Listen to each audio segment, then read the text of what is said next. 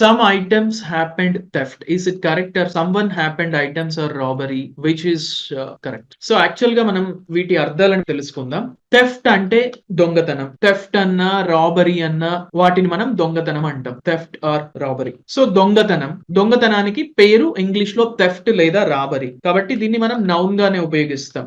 So దొంగలించటం అనే చర్య ఏదైతే ఉందో దాన్ని స్టీల్ తో చెప్తాం. V1 steel, stole, V2 stole and V3 వచ్చేసి స్టోలెన్. స్టీల్, స్టోలెన్ అనే దాంతో చెప్తాం. సో కొన్ని ఐటమ్స్ దొంగలించబడ్డాయి. సమ్ ఐటమ్స్ వర్ స్టోలెన్ అని చెప్తాం. ఎ థెఫ్ట్ హ్యాపెండ్, ఎ రాబరీ హ్యాపెండ్, ఒక దొంగతనం అయ్యింది. సమ్ ఐటమ్స్ వర్ స్టోలెన్, కొన్ని ఐటమ్స్ దొంగలించబడ్డాయి అని చెప్పడం.